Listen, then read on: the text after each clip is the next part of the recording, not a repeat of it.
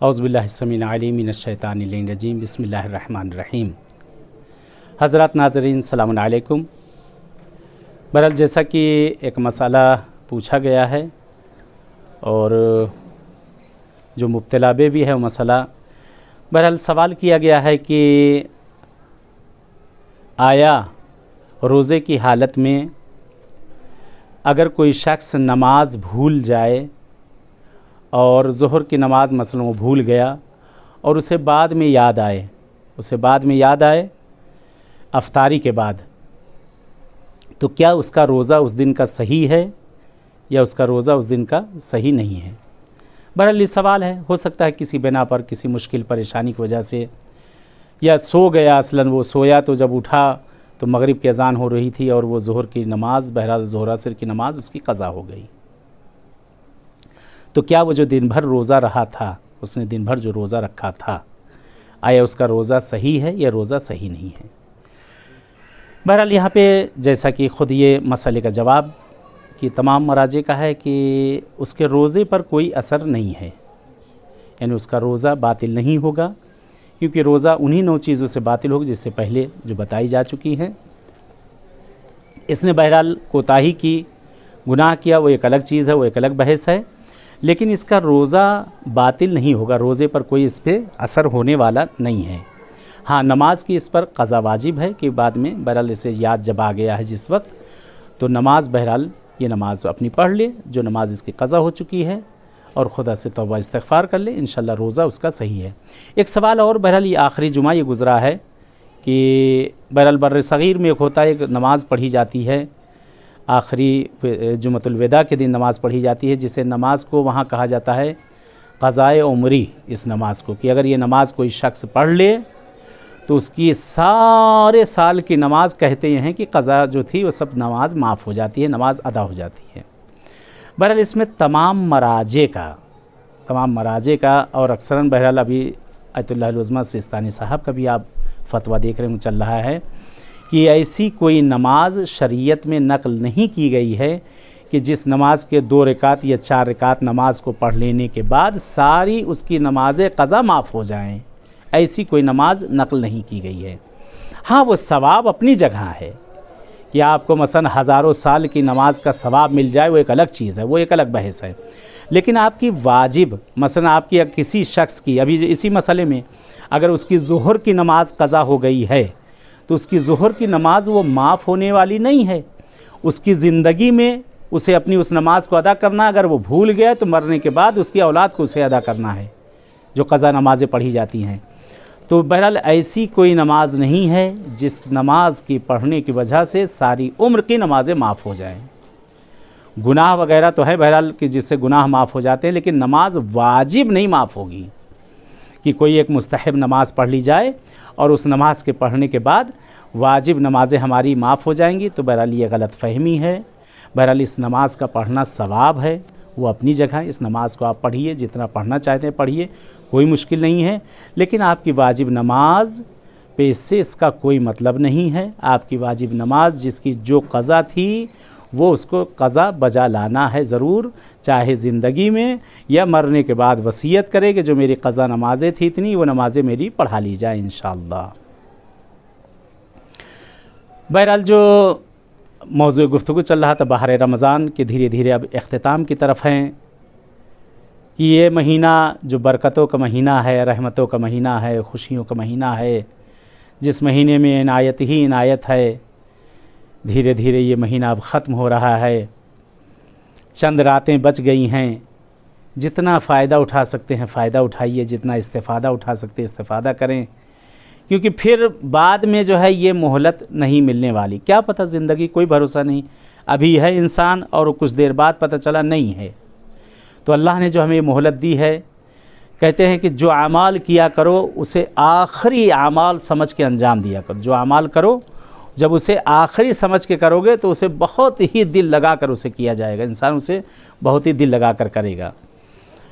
इन अमालों में जो सबसे अच्छी चीज़ बहरहाल कही गई थी सदका है, खैरात है और दुआ है। एक दूसरे के हक़ में दुआ का करना, एक दूसरे के लिए तलब मग़फ़िरत तलब करना, کہ جو چیज़ ہم خدا سے اپنے لیے چاہیں گے وہی چیज़ پروردگار اسے عنایت کر دے گا۔ خاص طور سے شبہ جمعہ میں جو تاکید کی گئی ہے کہ بہرحال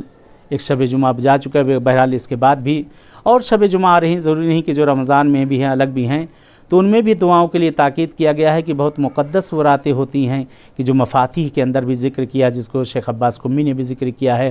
اور دیگر بہرحال علماء نے بھی ذکر کیا ہے شبہ جمعہ کے لیے، روز جمعہ کے لیے جو اعمال ہیں کہ ان کو انجام دے تو انسان بہرحال خود اس کی زندگی بھی سنور سکتی ہے، اس کا عقبہ بھی سنور سکتا ہے، یعنی جو چاہے اسے پروردگار عنایت بھی کر سکتا ہے۔ خاص طور سے بہرحال اس مہینے میں ابھی بھی موقع ہے ہمیں توبہ اور استغفار کرنے کا، صدق دل سے پروردگار سے ہم توبہ کریں، معبود سے استغفار طلب کریں، پروردگارہ ہمیں بخش دے، ہمیں معاف کر دے، یعنی دعا کریں۔ بہرحال ایک دعا ہے یہ شب جمعہ کے لیے کہ بہرحال اس کے بعد بھی بہرحال شب جمعہ رہیں گی، کہ ان شبہ جمعہ میں ایک دعا ہے کہ تمام مشکل پریشانیوں کے لیے ہے،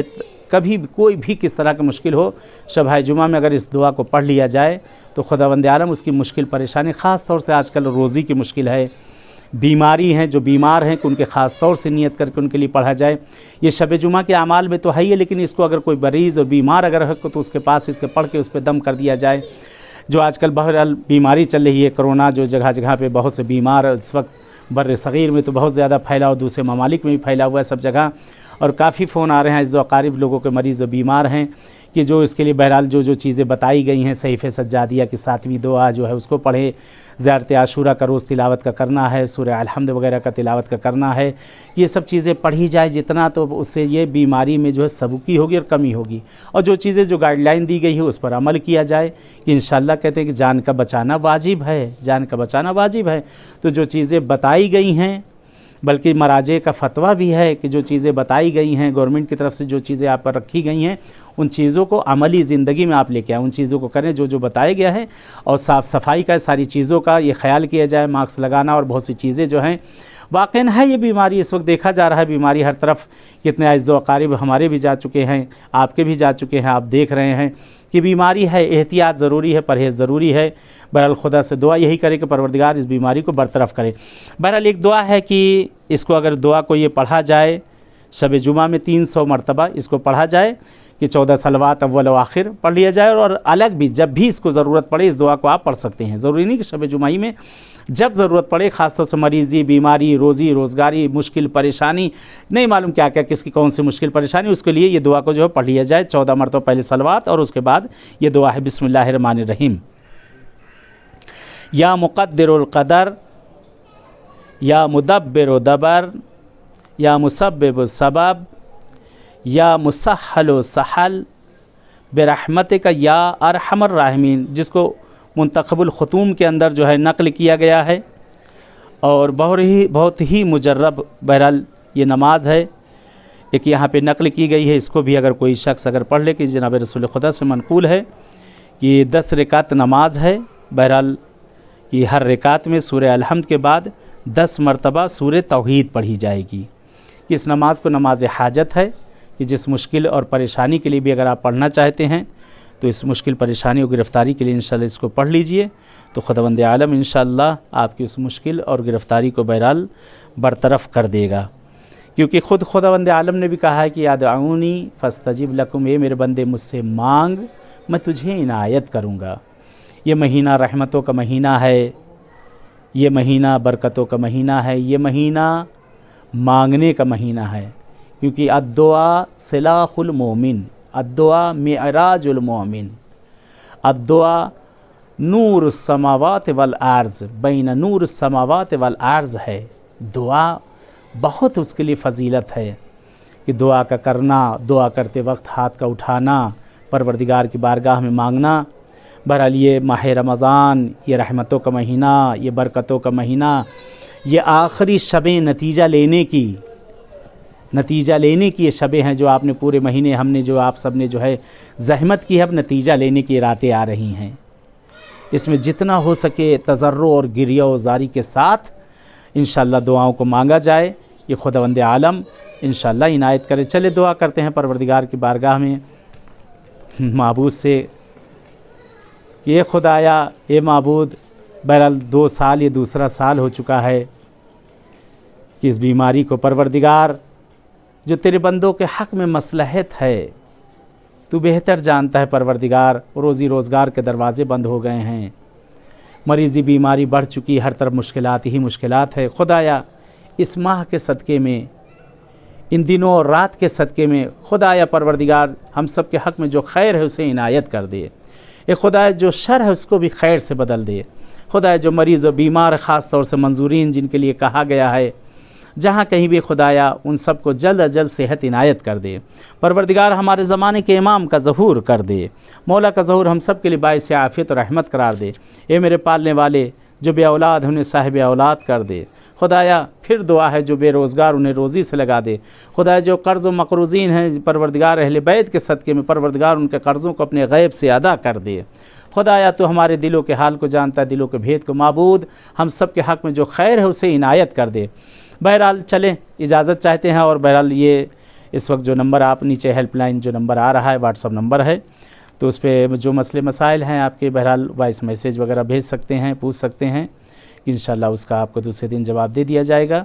और बहरहाल दुआओं में अपनी याद रखिएगा इस हकीर को भी, बंदे हकीर को भी। और मैं भी दुआगू हूँ मौला इमाम रज़ा अलैहिस्सलाम की इस बारगाह में, आका के पास मैं दुआगू हूँ और नायब ज़ियारा हूँ आप सब की तरफ से इंशाअल्लाह मौला इमाम रज़ा की बारगाह में। और दुआ यही है कि परवरदिगार किस्मत करे कि जल्द अज जल्द इंशाअल्लाह ये रास्ते खुलें और आप लोग इन्हीं बारगाह मासूमीन में आएँ और यहीं आप सबसे मुलाकात हो इंशाअल्लाह। चलिए इजाज़त चाहते हैं, इंशाअल्लाह अगले एपिसोड में आप सबसे मुलाकात होगी। तब तक के लिए इजाज़त चाहता हूँ। वस्सलामु अलैकुम व रहमतुल्लाहि व बरकातहू।